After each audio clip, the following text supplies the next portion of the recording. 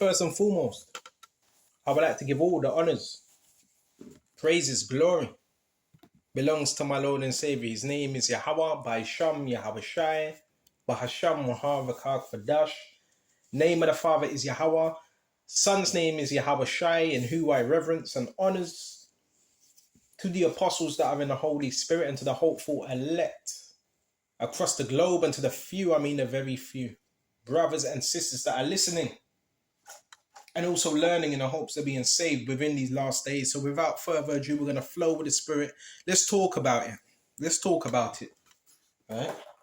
And we're going to start off with 1 Corinthians 11. And I think we should jump straight to 3. But I fear, lest by any means, as the serpent beguiled Eve. What does beguile mean? Tricked, seduced, right? To lead away. Through his subtlety. What's subtlety? Craftiness, right? So your mind should be corrupted from the simplicity that is in Mashiach. The scriptures are very simple. But when we're not applying the scriptures, that's where you could be what your mind could be corrupted. And when we look up this word corrupted, in the Greek is tyria. Tyria. To corrupt. To destroy. When anything is defiled, degree damage in it, if it's guarded, neglected of their duties, to lead away a Christian church from the state of knowledge and holiness in which it ought to abide. So guess what? The serpent is, we're going to get into it. The serpent is the devil, which is spoken of in Genesis. And this serpent, his whole goal is to destroy churches, foundations, houses, relationships, pretty much everything. All right? And it says to lead away a Christian from state of knowledge and holiness in which you ought to abide.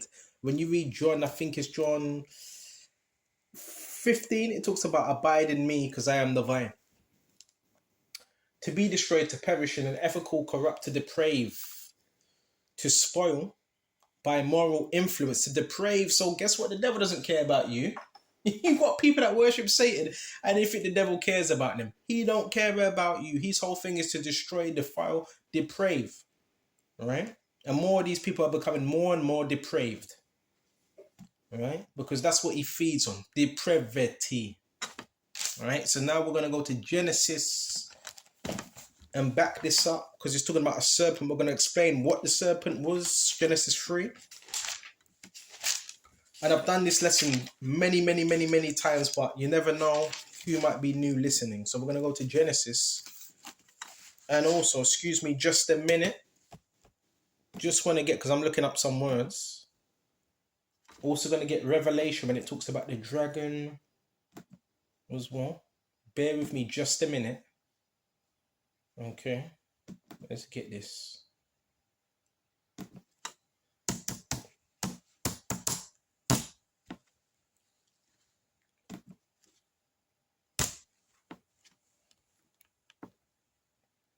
Right, we got Revelations. Hold that there. Revelations 20 and 2. Okay, hold that there. Okay. Type in this word dragon. Okay. We got that right there. Hold that. So we're going to go to Genesis now and further expound on this serpent. Who is this serpent? All right. This is Genesis. Babakasha. Genesis 3. And we're going to start at the top. Now the serpent was more subtle. There's that subtlety again. We read in Corinthians, lest your mind should be corrupted by the subtlety of the devil, the serpent. Now the serpent was more subtle than any beast of the field. And when he's talking about beast of the field, we're talking about an actual animal. Because the nations, guess what they're known as? The beast. What's the system? It's known as the beast. When you read Revelation 16 and 13, what does it talk about? And out of the mouth of the beast and the mouth of the false prophet, you had 3 unclean spirits. The beast is the sister. Okay. And it says, he said unto the woman, yea, hath the Lord said, you shall not eat of all the tree of the garden. Right? So this is the serpent now coming to Eve. Right? Has he really said you should not eat of that fruit of the garden? Did he really say that? Gaslighting, and we're going to slow this down. This is a form of gaslighting. Trying to get her to doubt. Was that really true? Right? And the woman said unto the serpent, we may eat of the fruit of the trees of the garden. So it wasn't forbidden. She said, yeah, we could. Well, we were told by the Father that the Heavenly Father, we could eat of the tree of the garden. Right? But of the fruit of the tree which is in the midst of the garden, the midst in the middle, God hath said, you shall not eat of it, neither shall ye touch it, lest ye die. All right? That was a warning. And the serpent said unto the woman, ye shall not surely die. So he just added a few words to it. Here it is, the Father said to Eve, you shall not eat of it, right? Because lest you die. And here comes, you got the serpent now, saying, you shall not surely die. You see how he is, right? For God doth know that in the day that ye eat thereof, when your eyes shall be opened to what? Evil. And you shall be as gods, knowing good and evil. This is why you have the Masons, right? They start calling themselves gods. Yeah, we're gods, we're gods and this and that. Which the scriptures do say we are gods, but in Psalms 82 or 81, it says, yeah, you are gods, but you shall die like men. Why? Because of sin, because of the serpent, right? So you should be as gods, knowing good and evil. You notice how it says good and evil. See, the fruit that Eve was told to eat, it was just of good. By this time, they never knew what evil was, right? There was no sin, right? The evil represents sin. And when the woman saw that the tree was good for food, in other words, good for food for thought, right? And these represent philosophies as well. Today, what do you have? You have all these denominations, all these different religions, all these schools of thought, whether it's spirituality or New Age, right? And when the woman saw that the tree was good for food, that it was pleasant to the eyes, and a tree to be desired to make one wise, she took of the fruit thereof and did eat, and gave also unto her husband with her. Right? So what did it mean she ate? She consumed the philosophies of the different nations. Right? And the eyes of them were both opened, represents that shame, realization, and they knew that they were naked. So sin also represents nakedness. How do you feel when you're sinning? You feel naked, right? Shame.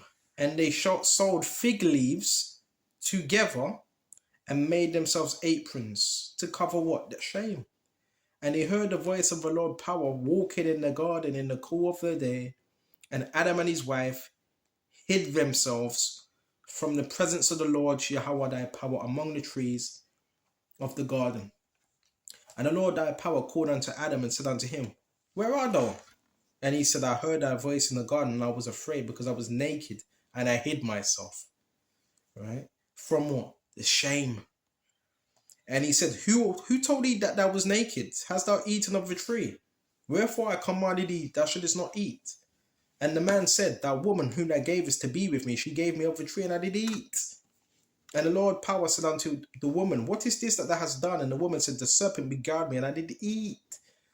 Slow it down now. What did we read in Corinthians? Lest your mind should be corrupted and beguiled, tricked.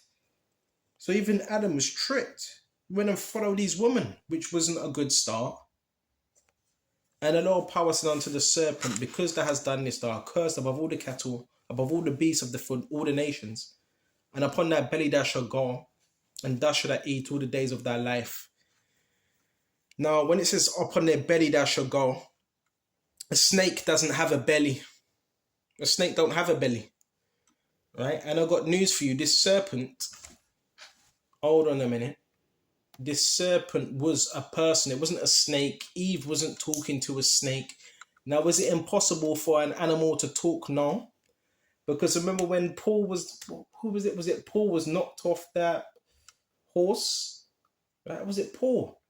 Right? Or there was Salakia. It was a different, I forgot, something else. A donkey. In the scriptures, what a donkey spoke, right? Someone was beating a donkey. Why wouldn't you move? And the donkey actually spoke. But the reason why that donkey wouldn't move, because there was an angel blocking that way. So yeah, it's not impossible for an animal to speak to you. But it wasn't a snake. It was a warlock, modern day today, warlock, witch, that came with a proposition. All right, that was the serpent. It was a man. Okay. Remember, the scriptures are very parabolical. Okay.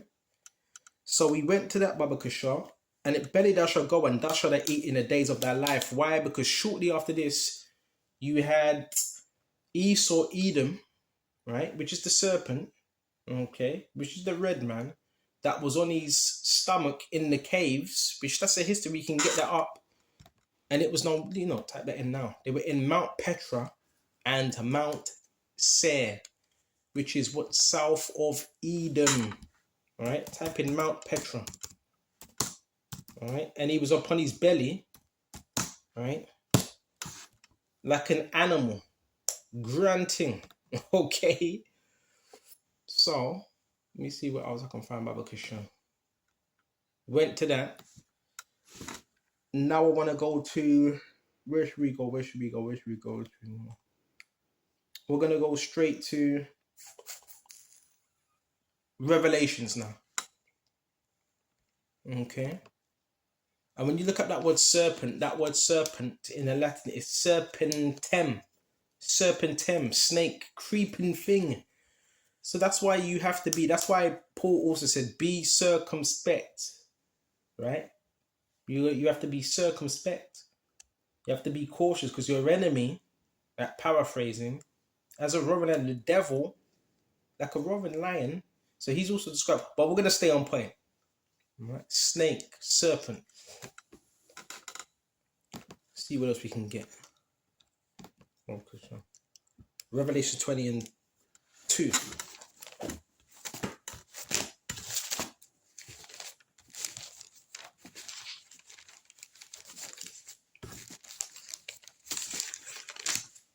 Revelation 20 and 2. And he laid hold, check this out, and he laid hold on the dragon, that old serpent, which is the devil. It's telling you right here. Satan was bound for 1,000 years.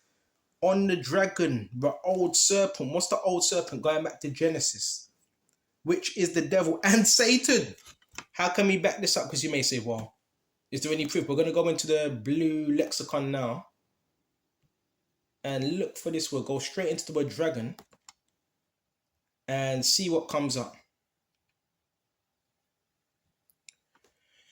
When you go into this word dragon, it says Dracon. Dragon, a great serpent, a name for Satan, a fabulous kind of serpent to fascinate. What else have we got? What else have we got? It's derived and figurative description of the devil in, yep. So it says it right here. That old serpent, the dragon, the devil, Satan, and bound him 1,000 years and cast him into the bottomless pit, which was Europe, right? That's why when he came out of Europe, where did he go? To the shores of America, right? And shut him up and set a seal upon him that he should deceive the nations. No more till the 1,000 years should be fulfilled. And after that, he must be loosed a little season. When was he loosed? He was loosed during the Renaissance. That's when he came back into power.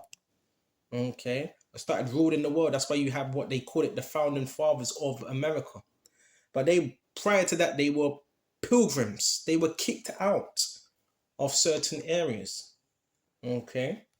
Even Australia, even today, even a lot of them, which a lot of them Australians are our people, by the way, but a lot of them Australians, they were English convicts. That's a fact, right? Most of them Australians, they were English convicts, right? and so forth. So we went to that Babakasha, and Lord willing, this was edifying, but this describes the whole serpent and how he maneuvers, and we have to be wise and not ignorant to his tactics, because basically this serpent, this dragon, is a whole system. The serpent, the dragon is the system, so you have to know how to maneuver around this serpent, because a serpent is crafty, okay, and he slithers, and if a serpent can get into a tight gap, it will get into that gap. So we have to be very, very, very wise. And something else I came to the realization of, you know, when we read Ephesians 2, we might as well bring it out.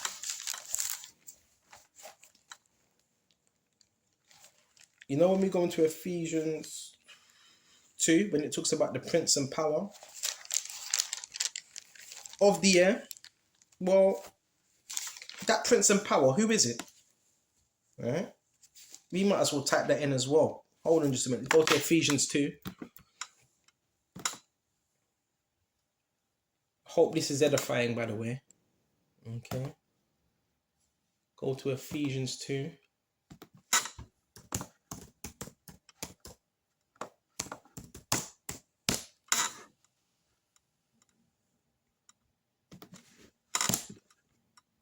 Okay, this is Ephesians 2 and 1. And you have he quickened who were dead in trespasses and sins, which means we've been made alive in Mashiach.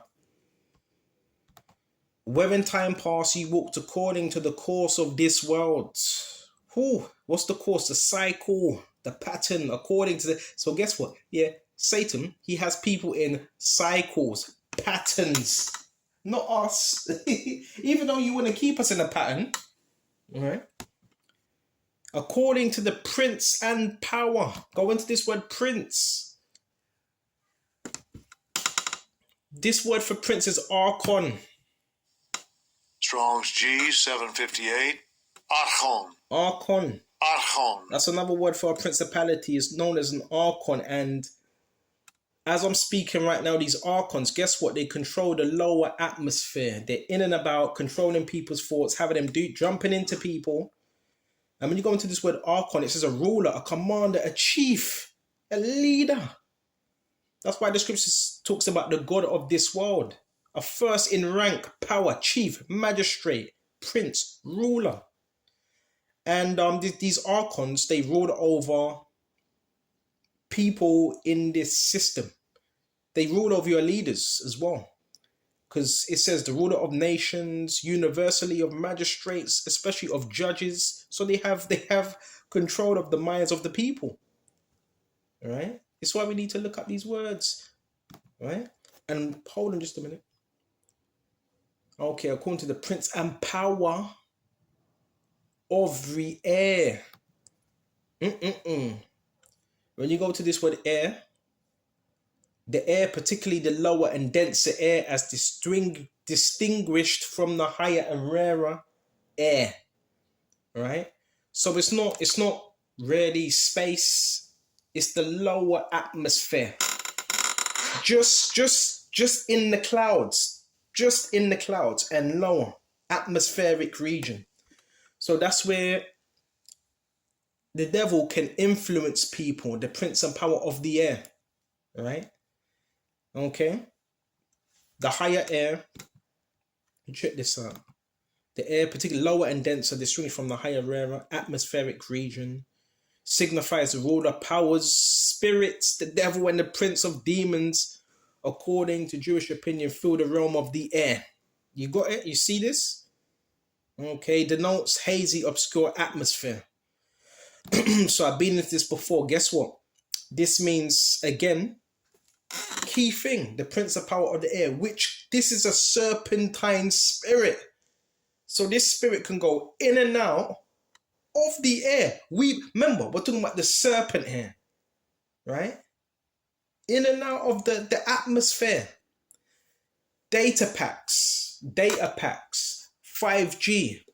There's a reason why they want to do things wireless now, right? They want to send this out into the airwaves, because if you could send this technology out in the airwaves, and they know that Satan has power over the airwaves, He can manipulate things through the airwaves, data packs, technology. Right? Have you ever switched on the radio? Excuse me, just where's my radio? Check this out. Check this out. See if I can find this.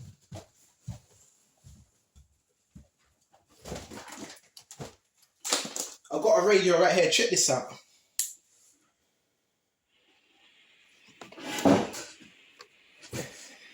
You hear that? As I'm switching.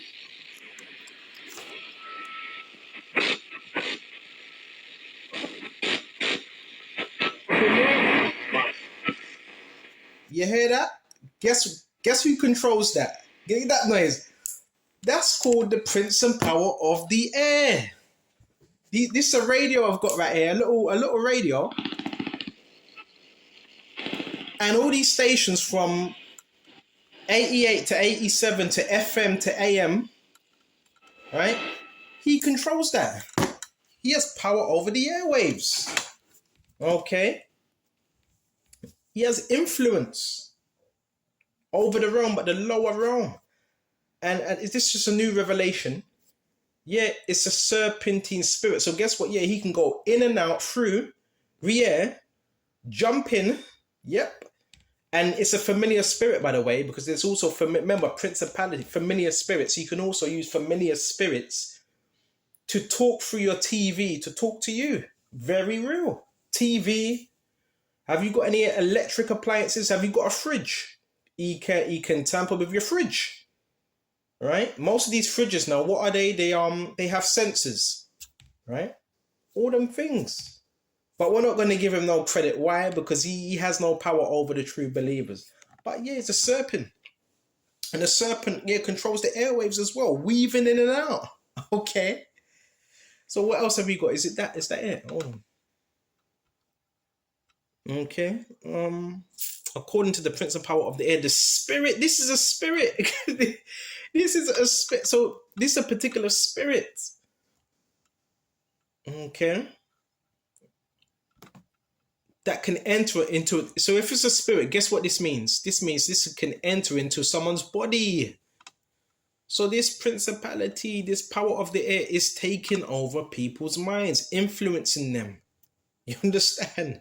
That now worketh in the children of disobedience. So this spirit seeks to what? Have influence, and it does have influence in the children of disobedience.